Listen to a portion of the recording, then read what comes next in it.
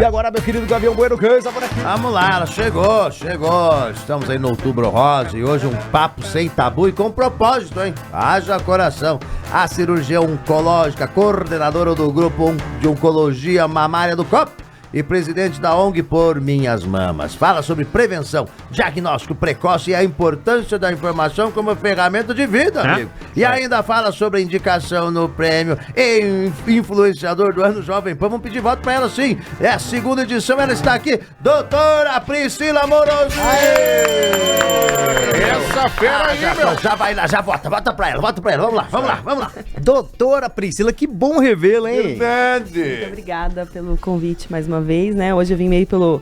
Vamos falar do influenciador de ano esse ano, hein? Que nada, vamos falar só disso aí. E depois a gente vai falar de mama também. Mas só depois, que é importante, mas o mais importante é o prêmio. Mas ó, a doutora Priscila já é uma conhecida nossa de longa data aqui, porque ela já participou do Você é o Chefe Médico. E ganhou. 2 edições, ganhou, né? A dos campeões. Meus parabéns. Ganhado na Cif também. E agora, a doutora Priscila... inclusive, ó, parabéns, seu Nassif. Ele fez aniversário semana passada. É verdade. Um beijo, doutor Paulo Nassif. Parabéns. Saudades do senhor, muito gente boa. Aniversário. Mas, Fernandinho, deixa eu te...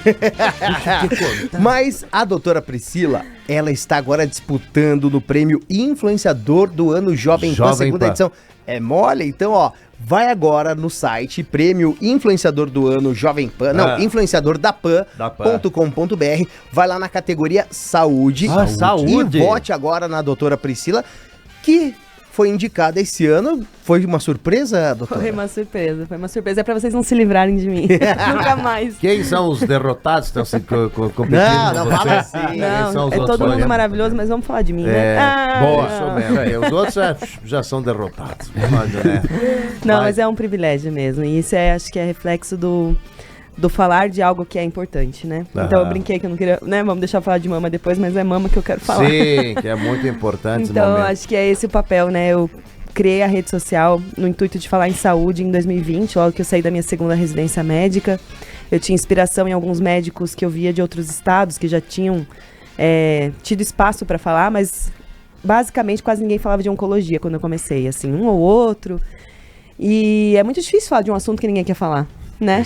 Provavelmente vai ter muito influenciador aqui estourado com muitos milhões, 1000 pessoas que seguem e é muito difícil gerar engajamento num programa, né? Num aplicativo que tem um objetivo de entretenimento, né? E quando a gente fala em saúde, em especial câncer de mama, na verdade ninguém quer falar disso, né?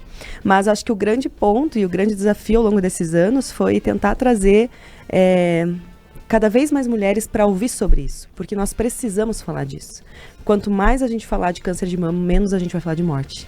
Vamos diminuir o assunto mortalidade nesse assunto, porque diretamente relacionado a falar em câncer de mama, falar de diagnóstico precoce, nós estamos falando de aumento de chance de curar, taxas de cura muito maior, tratamentos muito mais a menos mesmo diante do diagnóstico, por ter descoberto muito cedo, e daí nós estamos falando do impacto em vida, né?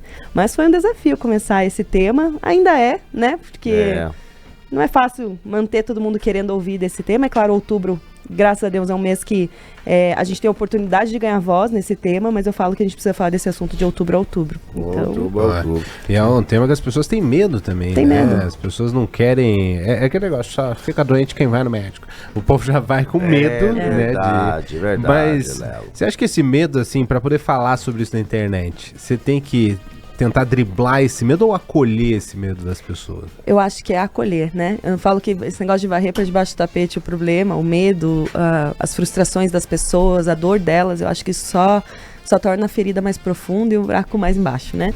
Então eu falo que acho que de uma maneira muito acolhedora a gente precisa trazer o tema de assuntos importantes como câncer de mama. Eu acho que o grande ponto ou a pessoa tá em duas formas. A mulher que fala, eu não tenho essa história na minha família, eu acho que isso não é importante pra mim, que é um grande engano. 80% dos diagnósticos de câncer de mama vão acontecer ao acaso entre as mulheres. E não necessariamente em volta de uma história familiar importante. E a gente tem um outro grupo de mulheres que muitas vezes são pessoas que viveram uma história, às vezes com desfechos que não era o que a gente gostaria, né? Perdendo a mãe, tias, irmã, histórias de famílias assim destruídas, muitas vezes emocionalmente por perdas, e essas mulheres não querem nem tocar nesse assunto. né? Então a gente tem grosseiramente esses dois grupos. E claro que tem um grupo de mulheres que busca saúde, mas majoritariamente quando a gente fala em educação social, em letramento das mulheres em termos de saúde, a gente vê esses dois grupos. Ou um que não se importa porque acha que nunca vai acontecer com ela, ou um outro grupo que fala, eu gostaria de não mexer nesse baú aí. Então, por isso que a informação, o letramento, a educação e saúde vai sempre levar a gente para um ponto de amadurecimento desse assunto, acolhimento dos problemas de cada uma na sua individualidade, nos seus medos, e fazer com que a gente diminua a mortalidade do câncer de mama. E fala Sim, muito fala bem, bem, né? né? Impressionante. Por isso que já ganhou, né? Não, por isso já ganhou. Por isso que Não os precisa nem outros chamar dois- os Inclusive, vão lá, hein? Prêmio, aliás, influenciadordapan.com.br é o site, influenciadordapan.com.br e vá agora no votar. Aí você tem que fazer um cadastro rapidinho, gente, ó. tem que fazer? É assim, ó, bem rapidinho. E você vai lá na categoria saúde. Lá nós temos a nossa querida doutora Priscila, Saúde de Milhões. Vai lá na doutora Priscila Morosini, tá lá, daí você vota nela pra ela ganhar esse prêmio. Que a gente faz campanha pra quem tá aqui. Quem não vem, esqueça. Perguntas? Eu ia comentar, Fernando, que assim, não é só, o acolhimento acaba não sendo não só pra mulher, né, doutor, mas pra família também, porque quem tá em volta também fica numa situação muito complicada, as pessoas têm medo as pessoas não sabem, né, como agir, como lidar, como tratar da parte mental da pessoa que recebe esse diagnóstico, né? Muito, muito. Eu acho que um dos pontos da ONG Por Minhas Mamas, que é onde eu presido junto com a doutora Tamise Dacier, que é de São Paulo, a gente tem o podcast da ONG, em que a gente trabalha o pós-tratamento também, durante o tratamento. A gente fala que é a maior geração de mulheres sobreviventes do câncer de mama, em tratamento, em várias fases disso, e a gente precisa educar a sociedade para enxergar essas mulheres. Muitos pontos, não só o contexto familiar, o contexto de trabalho, muitas vezes são mulheres que ou não vão ser adequadas à sua função para os momentos de tratamento, ou vão ser olhadas com aquele olhar de piedade no seu trabalho, porque as pessoas realmente não sabem o que dizer. Então eu falo que a gente precisa letrar a população, não só para câncer de mama, mas para oncologia como um todo. Lógico que a gente tem tumores de comportamentos diferentes, mas de ter um olhar que o paciente oncológico, ele é um paciente, uma pessoa que continua tendo vida, a maioria deles continua trabalhando, tocando a casa, muitas mulheres mães solo, né, que vão ter que continuar trabalhando para manter o sustento dos seus filhos durante uma quimioterapia. Muitas optam também por continuar trabalhando por saúde mental mesmo. Acho que um ponto que é muito negligenciado também entre os colegas, né, é o acolhimento do parceiro dessas mulheres, né. Lógico, a gente sabe que existe uma taxa muito importante de abandono do lar durante o período do diagnóstico e tratamento, mas é muito importante essa taxa. Mas a gente tem também, em contrapartida, né, parceiros maravilhosos aí que vão seguir firme com essas mulheres na jornada, mas que muitas vezes alguma coisa precisa ser dito, óbvio, né? Recentemente eu tive o acolhimento no meu consultório de uma das minhas pacientes e eu vi, assim, que quando eu entrei no tema de sexualidade, que é um ponto que na nossa conversa de consultório precisa acontecer, é um tema médico que precisa ser acolhido em várias fases do tratamento. Eu perguntei e eu vi que o clima ficou um pouquinho tenso, assim, a gente abriu a conversa e conseguiu entender ali, e eu acho que o que faltou para esse homem, naquele momento a gente resolveu ela continua sendo sua esposa. Ela precisa do carinho, ela precisa do toque, ela precisa da relação em si. E tá tudo bem, não tem nenhuma restrição, porque muitas vezes vem o medo até de... Eu não sei se eu posso falar, eu não sei se digo se ela tá bonita, se ela não tá tão bonita hoje, eu não sei se eu digo pra ela que eu quero alguma coisa ou não quero alguma coisa. Então, acho que é tão profundas as camadas de a gente acolher a família, as pessoas estão em volta dessa mulher, porque são muitos temas que envolvem essa mulher, porque ela continua sendo a mulher da casa, a mãe, né, quem não é mãe, mas a empresária, e as suas funções são permanentes. E a gente precisa adequar a sociedade para isso. Então, um dos papéis aí da ONG Por Minhas Mamas é essa educação e letramento social através do podcast da ONG. Então, eu convido todo mundo a acompanhar por lá também. A pergunta que eu faço é um pouco capciosa em relação, porque a gente fala sobre o diagnóstico precoce, né? O autoexame, que é muito importante, né? Se conhecer, tem que se tocar. E até que ponto a prótese ela atrapalha em relação a esse autoexame? De repente, a prótese ela atrapalha ou não? A mulher pode colocar prótese, ficar tranquila, às vezes, isso aqui é alguma coisa da prótese, não é nada. Tem isso? Então, assim, a prótese não é um impeditivo de diagnóstico, não nos atrapalha para fazer diagnóstico de câncer de mama, pelo contrário, todos os exames de imagem que a gente tem de arsenal, que a gente pode usar, em especial a mamografia, que é o principal exame de mama, e eu gostaria depois de dar uma pincelada nesse assunto, Tem tanta desinformação sobre mamografia, no final eu quero, se vocês me deixarem falar. Importantíssimo, Vontade, por favor, vontade, doutor. Mas por favor. uma das coisas que a gente precisa falar sobre prótese, que nenhum dos exames, nenhum dos métodos é prejudicado pela prótese. Tem técnicas e vai dar certo. Em relação ao exame físico, essa mulher se perceber, com prótese ou sem prótese, ela vai ser capaz de perceber uma alteração. Quando a gente fala de alteração, a gente não fala só de nódulo na mama, a gente fala de uma possibilidade de um nódulo, de uma íngua na axila ou aqui na região supraclavicular, que a gente tem na saboneteira, que pode ter ali uma íngua, pode ter um aumento de nódulo, alteração de pele dessa mama, uma mastite que não melhora, um vermelhidão de mama que não melhora, precisa ser investigado. Uma dermatite, o que é isso? Aquela mamilo que tá, e areola ali que tá descamando, que tá saindo pelezinha, como se fosse uma alergia que não melhora, precisa ser investigado, pode ser um tumor de mama inicial. Então, qualquer alteração. E a mulher tem que conhecer sua mama. Então, o objetivo do exame físico, ele não é um exame de rastreio, mas ele é um exame extremamente importante quando a gente fala em diagnóstico precoce, em especial na mulher jovem. A gente tem números no nosso país que se aproximam de 30% dos diagnósticos acontecem em mulheres antes dos 40 anos. Então, a gente precisa falar que sim, todas as mulheres, eu tenho paciente de 20 e pouco, 30 e pouco no consultório, muitas antes ali perto dos 40, que ainda não estão na idade do rastreio oficial, dos exames oficiais, mas que são mulheres que precisam estar atentas ao seu corpo. Né? E daí a gente não fala de rastreio nesse cenário, mas a gente fala de uma percepção do corpo. Lembrando também que tem mulheres que têm um histórico familiar importante e que essas mulheres vão precisar muitas vezes começar o exame de rastreio mais cedo. Então, a Sociedade Americana de Cirurgiões da Mama recomenda que toda mulher aos 25 anos de idade tenha uma primeira orientação em especialista, mastologista ou cirurgião oncológico dedicado à mama, que consiga fazer cálculo de risco, entender a individualidade dessa mulher e entender se ela vai começar o exame de imagem mais cedo, antes dos 40. Mas o exame físico, esse conhecer no banho, é algo que toda mulher tem que perceber, uma alteração de pele, uma alteração de novos nódulos, a maioria desses nódulos vão ser benignos, mas surgiu alguma coisa e não tem, eu acho que não é nada, é ir no médico e correr aí atrás, fazer os exames. Se vale... Desculpa, posso falar?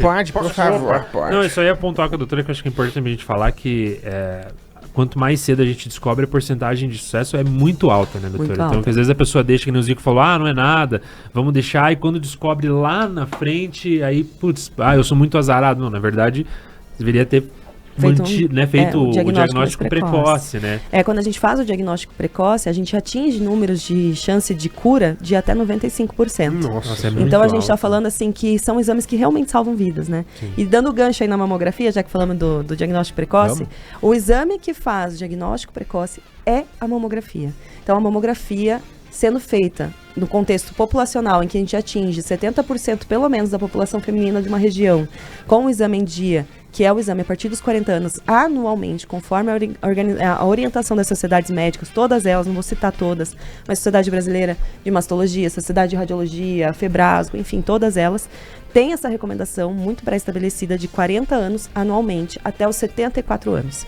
A partir dos 74 anos, a gente vai individualizar a necessidade de manter esse exame periodicamente ainda, a depender da condição de saúde dessa mulher, que tem mulher de 74 aí jogando bola, né? Então, a gente precisa entender isso até quando vai seguir depois. A mamografia anual deve ser feita em todas as mulheres, não tem exceção, não tem essa exceção do, mas a minha mama é mais densa, mas a minha mama tem a prótese, mas a minha mama é para todo mundo. Sozinha, isso é individualidade. Então, só a mamografia às vezes não é o suficiente. Ela é obrigatória para todas. Mas muitas vezes a gente, na individualidade do consultório, vai entender a mulher que vai precisar complementar o seu exame com ultrassom, ou ecografia, ou a ressonância magnética. Por isso que a gente ouve na internet aquelas apologia do ódio contra a mamografia, mas eu fiz a minha mamografia, não fez o meu diagnóstico, quem fez o meu diagnóstico foi o ultrassom. Mas aí entra a individualidade de a gente entender que a gente tem limitações de método. O objetivo da mamografia é pegar lesões muito, muito, muito iniciais, que a gente fala que, eu tento explicar para os pacientes no consultório, como se a gente pegasse uma canetinha de ponta fina e pegasse o exame e fizesse sabe assim? Eu tô fazendo a sonoplastia. Tô percebendo. Olha, dá parabéns. Trabalho. Que eu tô fazendo pro ouvinte poder entender. Já merece ganhar. Já merece ganhar. Onomatopeia. Então fica lá aquele pontinho fininho e é através que a gente chama de microcalcificações e é através de encontrar essas microcalcificações que a gente está falando de um diagnóstico muito precoce. E essas microcalcificações são encontradas apenas na mamografia. Quer dizer que a mamografia vai fazer o diagnóstico de todo mundo? Não.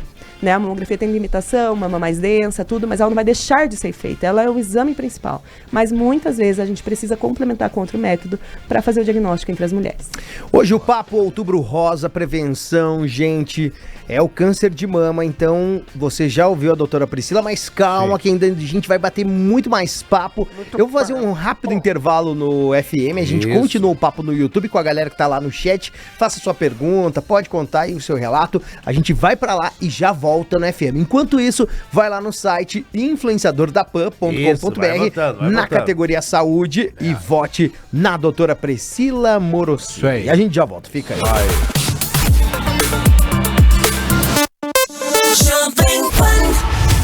Você está ouvindo o Boa da Pan, a hora boa do seu rádio. Vamos lá apenas no YouTube. Você que tá aí com a gente, pode mandar aí a sua pergunta, conta aí também. Estamos hoje aqui com a doutora Priscila Morosini, ela que está indicada ao prêmio Influenciador do Ano Jovem Pan.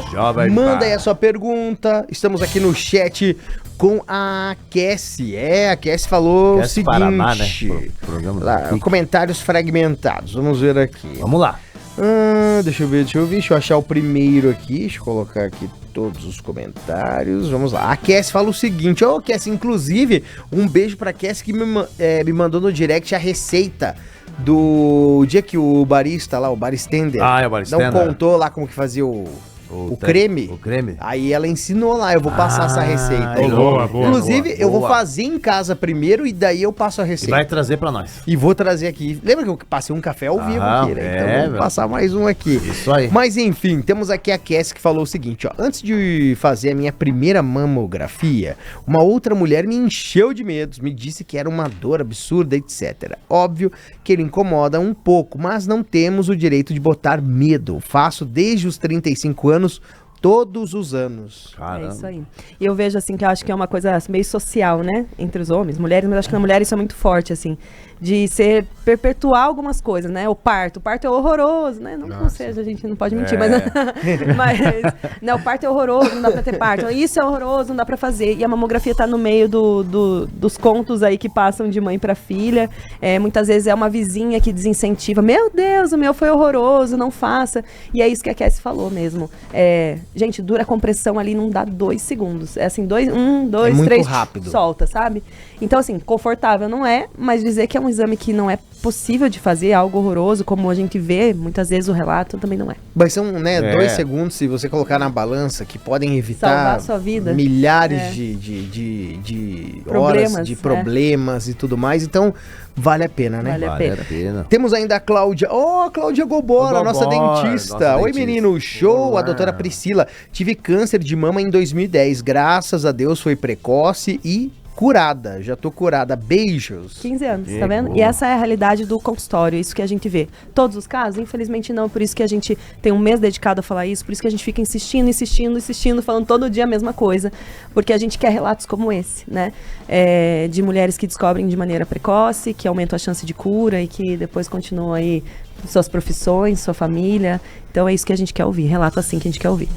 Hoje a doutora Priscila Morosini tá aqui, pode comentar aí na live, confirma a sua audiência. Tem aqui a Cassiane, tem a Lili Fiapo de Manga. Fiapo de Manga.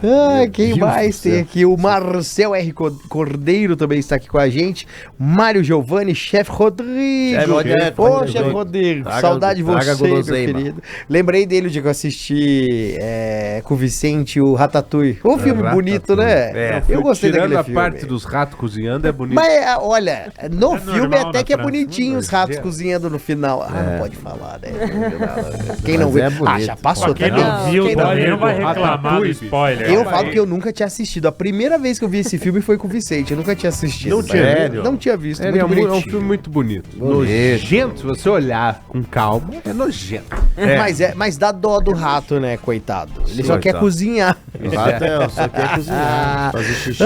Temos ainda aqui, a Irani Ananias. Boa tarde, pessoal. Pizzaria estilo sempre ligada com a gente. Ô, é isso aí, mas não quiser vai falar mandar nada não, em mas vocês pizzaria. poderiam mandar. Pois é, uma pizza pra você nós. tá ligado de verdade? Até às 7 nós estamos aqui. Ô, você tá ligado de Fala assim, verdade, vai, ô, manda. segunda-feira já começar com uma pizza, Tem né? tempo, hein? Gente Cara, do céu, né? 6h13 ainda. Não tem Nutri que dê jeito na nossa Ai, vida. não, deixa mais pro meio e pro fim da semana. Segunda-feira não, né? A gente tá aqui, ó. Por que não? Calibrado aqui na dieta. Saiu do dele aqui. Ai, ai. Temos ainda temos o quê? 1 minuto e meio fora da caixinha. Tá aqui. Abraços pra vocês. Fernandinho, peça pro prefeitinho falar com o Eduardo, dar um quê? jeito naquele viaduto da atual do Túlio e no Verdade. retorno da Copel. Abraço. Rodrigo Croin, São Brás, mora bem.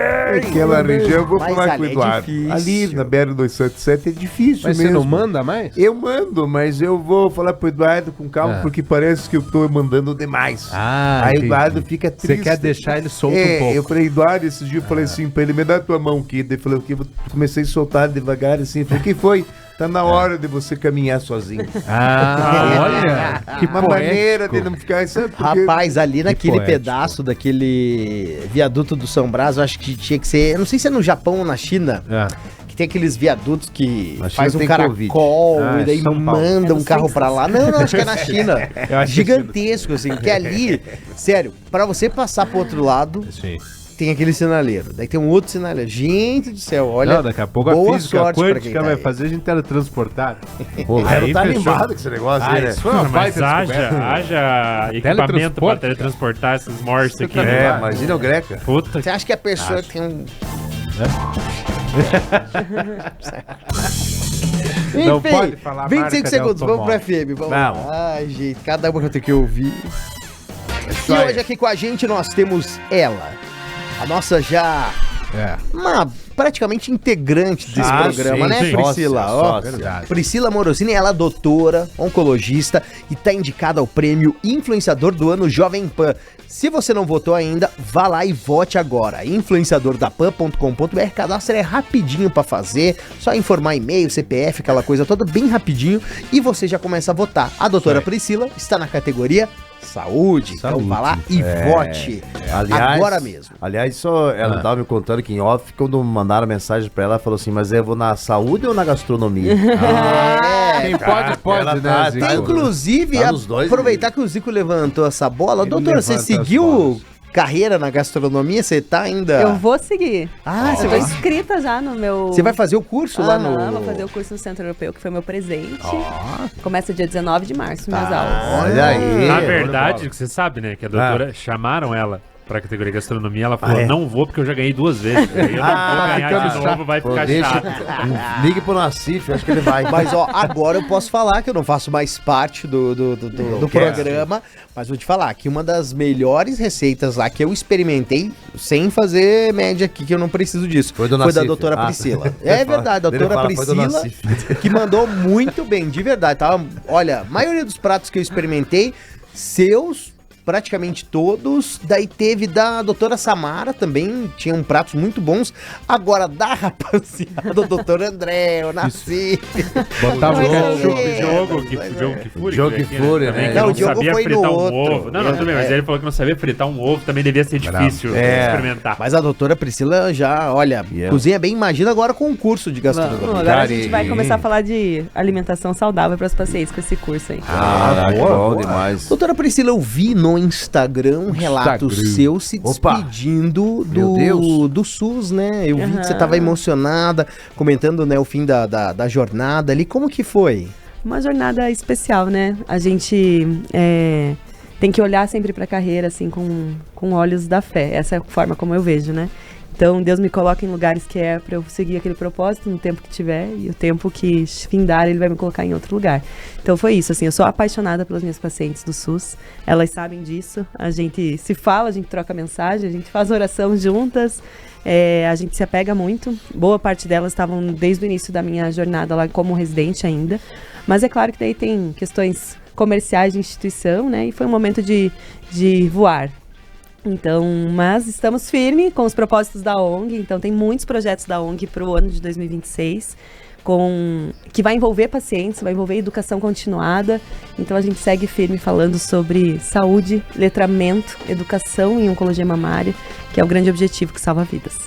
Boa. Ela fala Pô, muito vale aproveitar o ensejo para dizer que o SUS oferece, né, todo o acompanhamento para pacientes de oncologia, tanto que tínhamos a doutora do gabarito, doutora Priscila Morezinho, sim. Não, a gente tem muito para lutar ainda. Esse ano foi um ano que agora no final de setembro houve um pronunciamento do Ministério da Saúde com atualização do rastreio também no contexto do SUS, que até então a gente tinha muita limitação, começava só aos 50 anos, então a gente tinha muita discrepância em relação ao rastreio e esse ano a gente chegou um pouco mais perto do ideal aí no contexto SUS.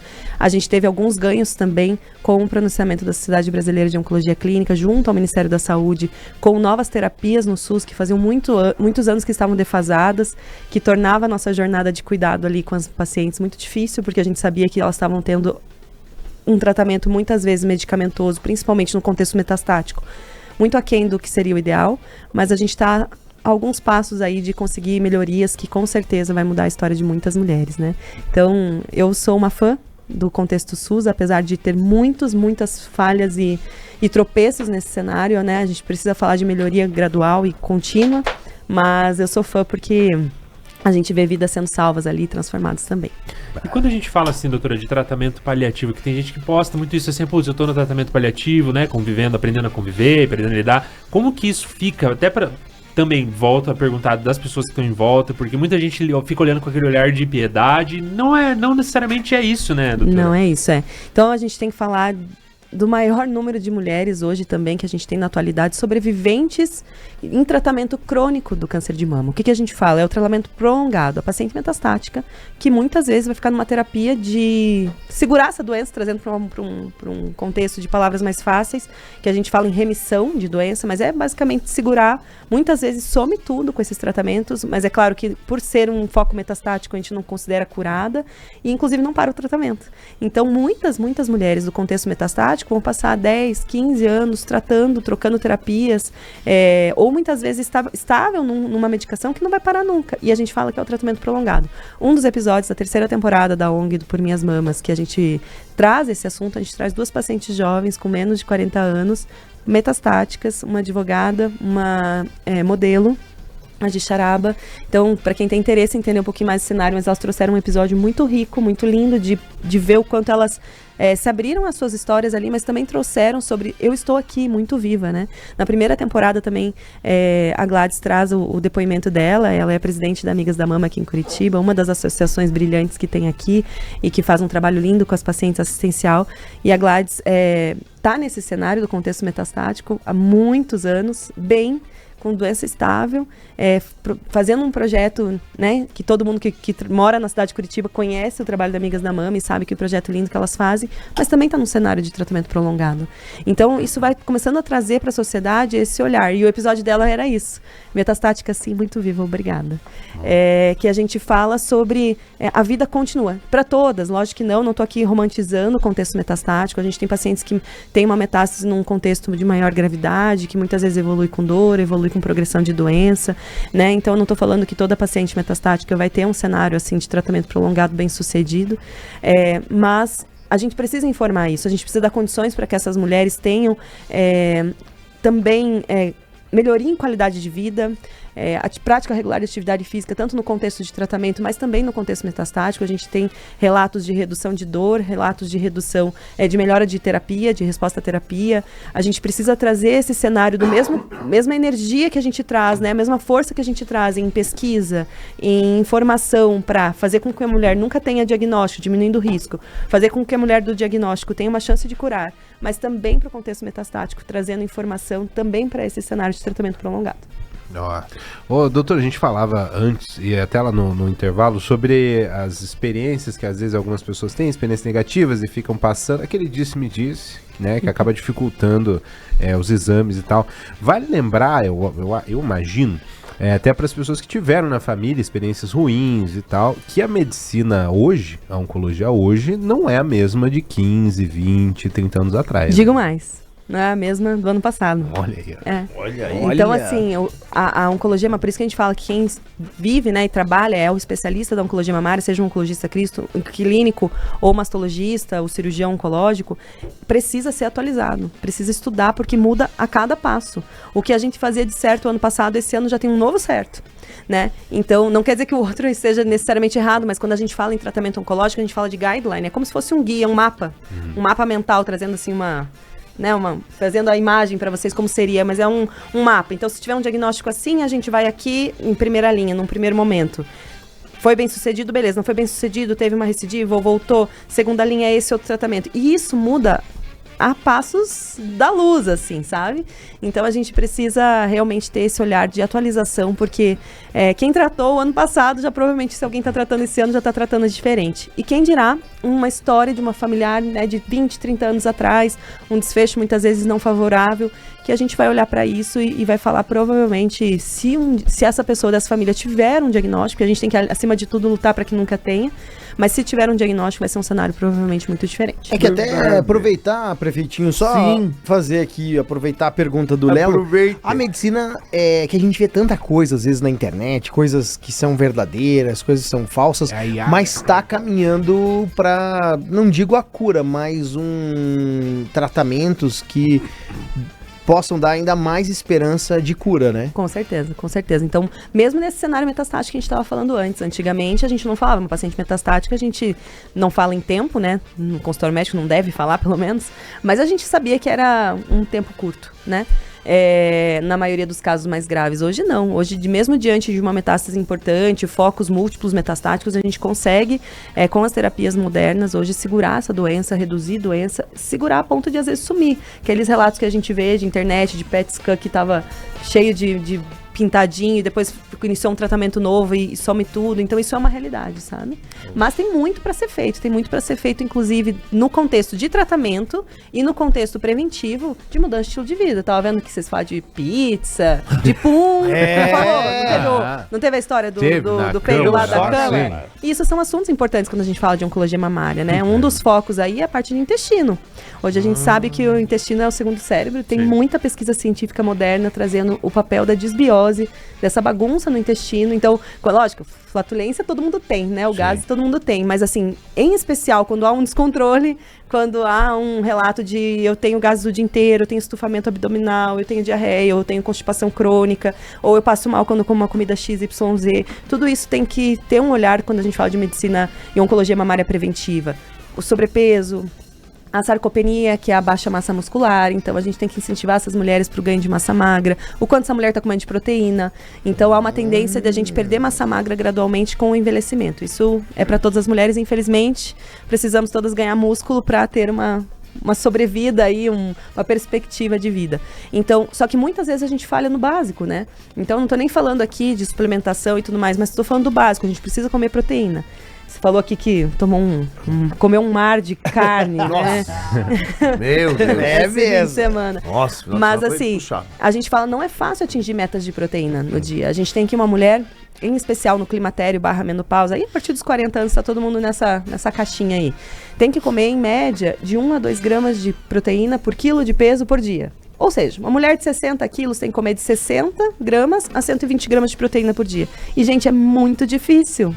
Parece fácil, parece pouca coisa, 60 gramas, 120 gramas, 100 gramas, que seja. É muito difícil. Um ovo tem 6 gramas, né? Às vezes a mulher acorda de manhã, nem come nada, você vai comer na metade da manhã, come um pão na empresa, come uma outra coisa, come uma fruta isolada que não vai ter a proteína. Então, ter esse olhar de cálculo de proteína, atividade física regular, musculação para ganhar massa magra, composição corpórea para perder gordura, um olhar de intestino para tirar essas mulheres dessa bagunça intestinal, dessa desbiose, tudo isso contribui com a redução do risco de ter câncer de mama, mas contribui também para as mulheres no tratamento, com resposta ao tratamento. A gente já tem estudos que mostram que mulheres que praticam atividade regular durante a quimioterapia vão aumentar a chance de resposta completa à quimioterapia.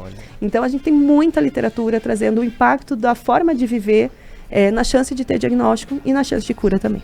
Que bonito. Eu estava aqui ouvindo, encantado com a doutora, trazendo tanta informação, mas também me preocupa uma coisa, Os homens têm procurado fazer o exame do toque, pelo menos, porque 1% de casos acontece com os homens. Nesse Outubro Rosa, a gente foca nas mulheres. Mas os homens procuram, os homens se cuidam, porque o câncer de mama também dá nos homens, doutor. É isso? A gente verdade? pode, sim, ter o diagnóstico em homens. 1% dos diagnósticos acontece na população masculina, mas a gente tem nesse cenário uma não formalidade de necessidade de rastreio nos homens. Ah, é? Então no homem é assim, ele precisa perceber que tem uma coisa diferente, né? O que a gente recomenda para os homens que também não fazem é a consulta regular com o urologista, né? E acaba que faz parte aí do exame físico pensar para isso, mas em especial quando a gente fala de câncer de mama, para os homens, a gente tem que olhar aqueles homens que têm uma história robusta familiar, ou seja, mãe teve, irmã teve, as primas tiveram, tia tudo tiveram, aquela história assim meio todo mundo teve. Esses homens aí que tem que estar mais atento em geral. Não quer dizer que um homem que não tem uma história familiar robusta não possa ter, mas o que a gente vê na prática, por ser um tumor mais raro em homens, apesar de poder acontecer, é que está atrelado aí sim a uma probabilidade maior de mutação genética familiar, que são as mutações de BRCA, por exemplo, como a Angelina Jolie teve anos atrás, tirou as mamas preventivamente. Aí o índice é muito alto. No entanto, a prova disso é que quando uma mulher tem câncer de mama e tem uma história de câncer de mama em homem na família, a gente considera ela alto risco para ter de novo. Ou uma mulher jovem que vai no consultório. Meu pai teve um câncer de mama. É raro isso, ser esse relato de consultório, justamente pela raridade desse diagnóstico. Mas isso vai caracterizar aquela mulher jovem como alto risco por ter uma história de câncer de mama em homem na família. Homem na família. Nossa. Que interessante, né, cara? Você vê, né? Tem coisa que a gente nem imagina, hein? Nem imagina. Ó, se você tá ouvindo o Boa da Pan, chegou agora, vai ter que ouvir essa entrevista inteira, porque vale muito a pena. Salva se você vidas. ouviu inteira, manda aí pra uma pessoa que você acredita que precisa ouvir aqui a doutora Priscila. É verdade. E lembrando, a doutora Priscila Morosini está indicada ao prêmio Influenciador da Pan, segunda edição. Vai lá no site influenciadordapan.com.br e vote agora. Últimos dias, se eu não me engano, 3 dias, eu faltam acho. 3 agora, né? Quarta-feira, né? Dia 15. Quarta-feira já. Esse aqui gravou chamando o pessoal. Então, mas é que eu gravo A tanta informação coisa, né? fresca. Eu Você, gravei. boa. Por isso que eu já Informação fresca. tá na cabeça. Boa, Thiago. Então, ó, falta muito pouco agora. Porra, esse aqui gravou o Fernandinho. Cala essa tua boca aqui no programa. Então vai lá e vote agora. A doutora Priscila Morosini está indicada na categoria Saúde, Saúde de Bilhões. Então vai lá e vote nela, é bem fácil. Faz o login, daí tem também indicadas a personal Bruna, também a Nutri Natália. Mas hoje nós vamos pedir voto para a doutora Priscila. Então vai lá e vote. Doutora Priscila, olha, toda edição que você vem aqui do Boa da Pan é uma verdadeira aula, um programa motivador, né? Que Isso mesmo. motiva a gente pra ser mais saudável, né? Imagina as mulheres que estão ouvindo agora, né? Que passaram, né, infelizmente, por um quadro de câncer de mama, né? Também os maridos, né, que acompanharam, que é importantíssimo o papel, né, que vocês têm na vida dessas mulheres, ainda mais nesse momento.